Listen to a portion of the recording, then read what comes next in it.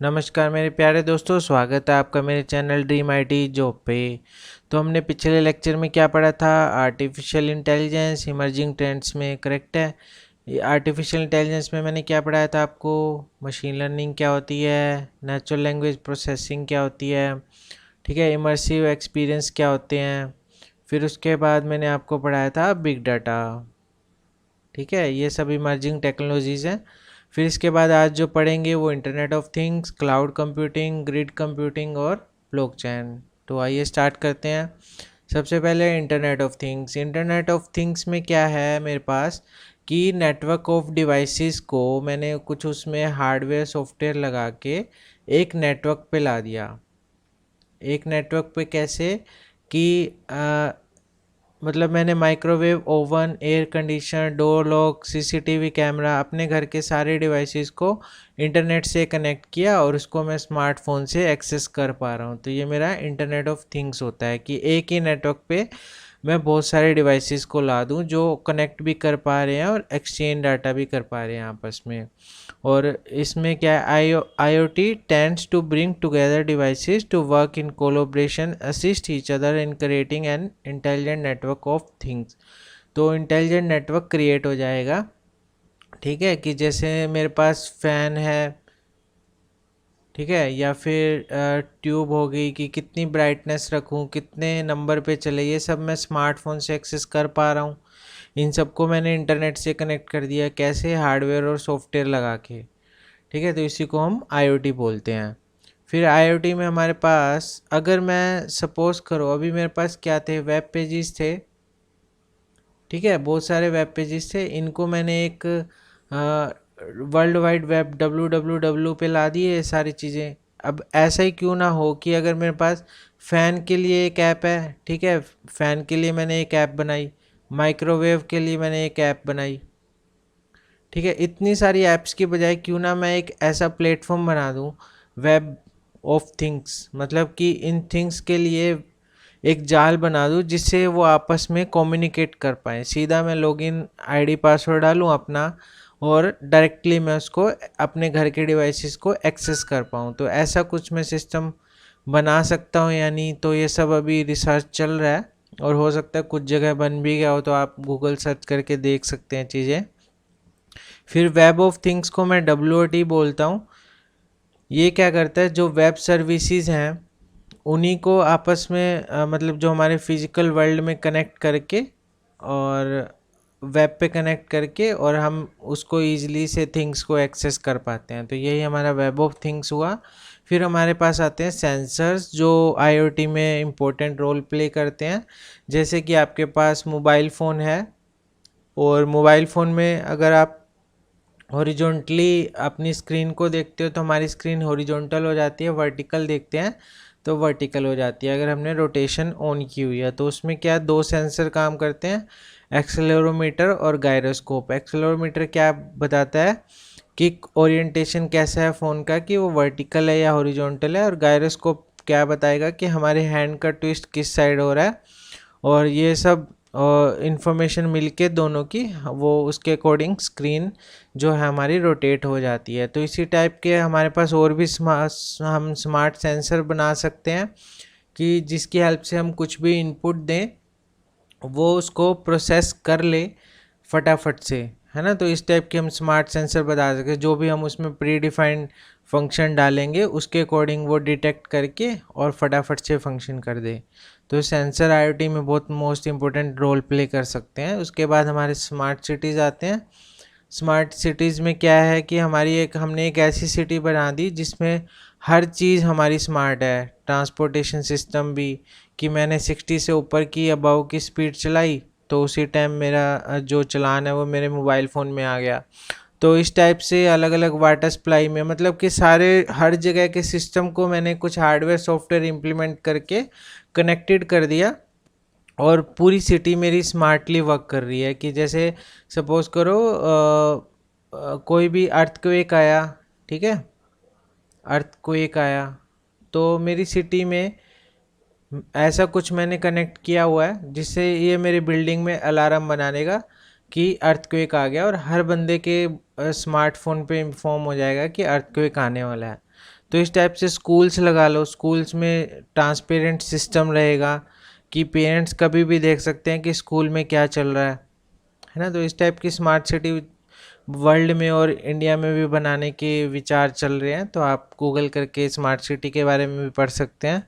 फिर इसके बाद हमारे पास जो अभी न्यू टेक्नोलॉजी है वो है क्लाउड कंप्यूटिंग। क्लाउड कंप्यूटिंग क्या है कि इसमें क्या करते हैं कि क्लाउड मतलब एक इंटरनेट पे हम कुछ सर्विसेज प्रोवाइड कर देते हैं कि जिससे यूज़र कहीं भी बैठा हो किसी भी डिवाइस से एक्सेस कर सकता है उसको।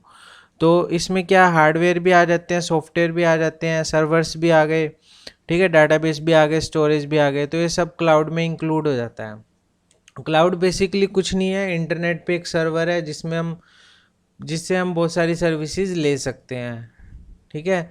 तो जो भी ये प्रोवाइड करती हैं रिसोर्सेज क्लाउड के, उनको हम क्लाउड सर्विस प्रोवाइडर्स बोलते हैं। जैसे कि गूगल है, अमेज़ोन है, ठीक है, और माइक्रोसॉफ्ट है। इनके क्लाउड फेमस हैं। गूगल का गूगल क्लाउड हो गया, अमेज़न का AWS हो गया, ठीक है। ऐसे माइक्रोसॉफ्ट का भी कोई है, एजूर करके है, ठीक है।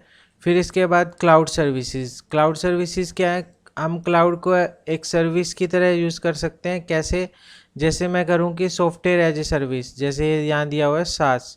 सास में क्या है, सॉफ्टवेयर एज ए सर्विस, कि कोई भी एक सॉफ्टवेयर है वो मैंने एक सर्वर में इंस्टॉल कर दिया, सर्वर में मतलब कि क्लाउड में इंस्टॉल कर दिया, ठीक है। उस सॉफ्टवेयर का मैं यूज़ करके कुछ भी सर्विसेज का फ़ायदा उठा रहा हूँ। कैसे, जैसे कि मेरे पास गूगल ड्राइव है, ठीक है, गूगल ड्राइव। गूगल ड्राइव में क्या है, मैं फ़ोटो स्टोर कर सकता हूँ, ठीक है, वीडियो स्टोर कर सकता हूँ, ऑडियो स्टोर कर सकता हूँ, फाइल स्टोर कर सकता हूँ, ठीक है। तो ये मेरे पास एज ए एप्लीकेशन अवेलेबल है। एप्लीकेशन मतलब कि हमारे पास सॉफ्टवेयर की तरह अवेलेबल है। तो इसी को मैं बोल देता हूँ कि सॉफ्टवेयर एज ए सर्विस। मैं क्लाउड का कैसे यूज़ कर रहा हूँ, सॉफ्टवेयर एज ए सर्विस। फिर उसके बाद जो सेकंड मॉडल है क्लाउड का वो क्या है, platform as a service. Platform में मतलब कि हमें एक प्लेटफॉर्म प्रोवाइड कर दिया जिसमें क्या है, हार्डवेयर सॉफ्टवेयर दोनों मतलब इम्प्लीमेंट हो चुके हैं। ऑन डिमांड हमें जो ज़रूरत है वो हम यूज़ कर रहे हैं। तो लाइक एज की GCP का है Google cloud platform, Google cloud platform GCP बोल देते हैं, ठीक है।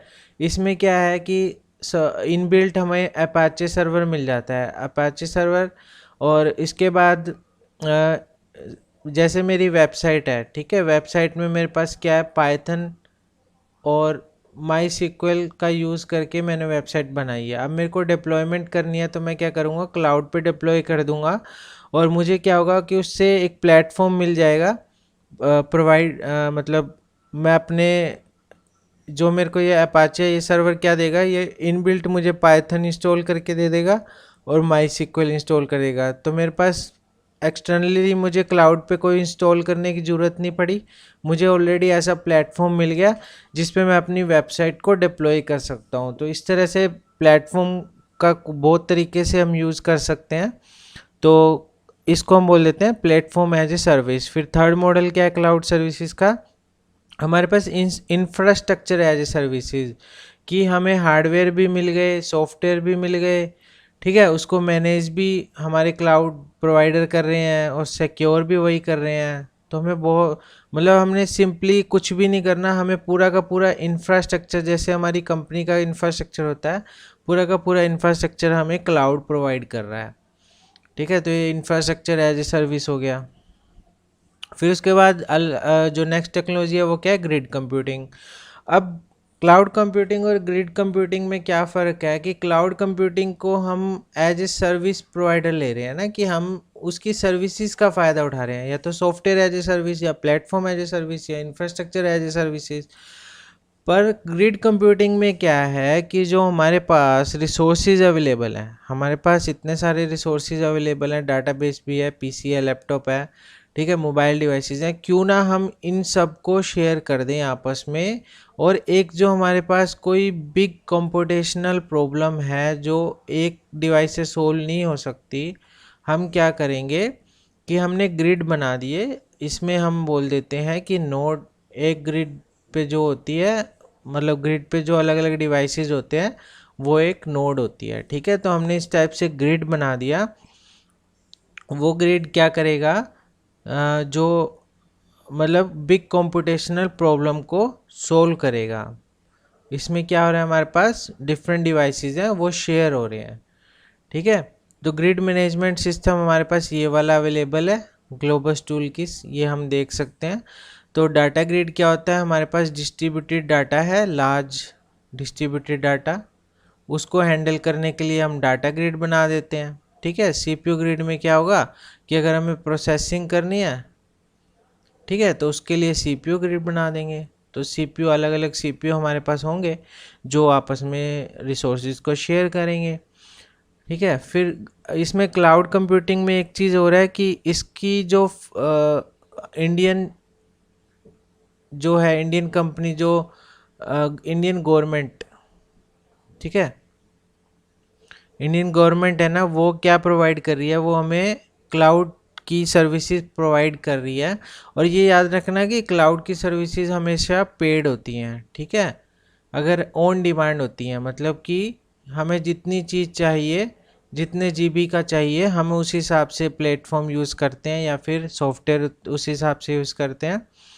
ठीक है, तो इस टाइप की हमारे पास पेड सर्विसेज होती हैं जो ऑन डिमांड होती हैं। और इंडियन गवर्नमेंट ने कौन सा, मेघराज करके एक क्लाउड सर्विस है जो ये प्रोवाइड करवा रही है इंडियन गवर्नमेंट। ठीक है, क्लाउड प्रोवाइड करवा रही है मेघराज। फिर इसके बाद ग्रिड कंप्यूटिंग हो गया, इसके बाद है ब्लॉकचेन। ये क्या है, ये बिल्कुल ही न्यू टेक्नोलॉजी है। इससे इस पे क्या बेस्ड है, हमारी डिजिटल करेंसी। डिजिटल करेंसी इसमें क्या है, जैसे हमारे पास पहले क्या होता था, ट्रेडिशनल डाटाबेस थे। ठीक है, उनमें क्या था, वो एक सेंट्रल डाटाबेस थे। सेंट्रल का मीनिंग क्या हुआ कि मैंने कुछ ट्रांजैक्शन की, ठीक है, तो वो अपडेट होगी, कौन करेगा उसको, सेंट्रल जो डाटाबेस होगा वहाँ पे अपडेट होगी। फिर हमारे पास वो उसका ट्रांजैक्शन आएगा कि वो सक्सेसफुल होगी। पर ब्लॉकचेन में क्या हो रहा है कि मैंने एक जो सिक्योर चंक, मतलब सॉरी, कि पूरा एक बड़ा डाटाबेस है जो मेरे पास, वो मैंने सारे यूजर्स के पास शेयर कर दिया। सेंट्रल नहीं है, मेरे पास शेयर डाटाबेस है। ठीक है, जो सबको शेयर कर दिया मैंने। ठीक है, तो इसमें हम मान सकते हैं कि जो एक ब्लॉक है वो क्या है, एक सिक्योर चंक ऑफ डाटा या एक ट्रांजैक्शन है। ठीक है, एक ट्रांजैक्शन एक क्या हुई, एक ब्लॉक हुई। और हर एक ब्लॉक का एक हेडर होता है जो सबको विजिबल होगा। और ओनर, जो प्राइवेट इसका डाटा होगा वो सिर्फ ओनर देख सकता है। जैसे डाटाबेस का प्राइवेट डाटा कौन से देख सकता है, सिर्फ बैंक देख सकता है। ट्रांजैक्शन हम देख सकते हैं, पर जो प्राइवेट डाटा होगा वो बैंक देखेगा। तो ये जो ब्लॉक्स होते हैं ये एक चेन को फॉर्म करते हैं, इसको हम ब्लॉक चेन कहते हैं। ब्लॉक चेन को हम क्या समझ सकते हैं कि जैसे एक ट्रांजैक्शन परफॉर्म हुई, समवन रिक्वेस्टेड ट्रांजैक्शन, तो ये बोला कि हमने ये एक ब्लॉक है। ठीक है, अब ये क्या हुआ कि ये सिस्टम में हर जगह ब्रॉडकास्ट हुई। फिर अगर सबने वेरीफाइड कर दिया तो ये जो हमारे पहले से ब्लॉक बने हुए थे उनमें ऐड हो गई। तो ये इस टाइप से चेन बनती जाती है जिसको हम ब्लॉक चेन बोलते हैं। ठीक है, फिर हमारे पास मैसेज आएगा द ट्रांजेक्शन इज कंप्लीट। तो इसकी डेफिनेशन हम पढ़ लेते हैं। We can define blockchain as a system that allows a group of connected computers to maintain a single updated secure ledger। मतलब एक बड़ा डाटाबेस हमने बहुत सारे ग्रुप ऑफ कंप्यूटर्स को शेयर कर दिया और उसमें वेरीफाई सबके सब करेंगे, ब्रॉडकास्ट कर देते हैं अगर कोई भी ट्रांजेक्शन परफॉर्म होगी।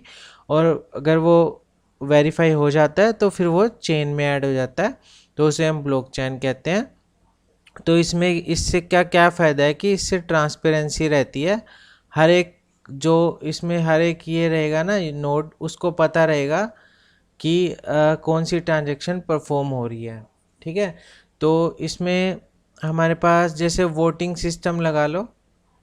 ठीक है, अब एक वोट डला, उसके बाद मान लो ये डिस्ट्रिक्ट है उसकी वोट डलने की, तो यहाँ पे अपडेट होगा, फिर हर एक जगह अपडेट होगा, वेरीफाई होगा। इस तरीके से वो फिर पूरा टोटल काउंट में ऐड हो जाएगा। ठीक है, तो इसको हम बोलते हैं कि फिर ट्रांजेक्शन वो पूरा एक वोट तब डलेगा जब वो पूरा ब्लॉकचेन में ऐड होगा। तो ट्रांसपेरेंसी के लिए हम ब्लॉकचेन का यूज़ करते हैं। इसके बहुत सारे और भी एग्जांपल हैं। मेनली हम जो भी यूज़ कर रहे हैं वो क्या कर रहे हैं, डिजिटल करेंसी के लिए इसका यूज़ कर रहे हैं ब्लॉकचेन का। एक ब्लॉक क्या होगी, एक ट्रांजेक्शन। ठीक है, तो अगर आपको मेरा आज का लेक्चर पसंद आया हो तो प्लीज़ सब्सक्राइब कर दो, लाइक कमेंट करो, शेयर करो वीडियो को, और कोई भी क्यूरी सजेशन देना हो तो प्लीज़ ईमेल कर दो। Thank you guys.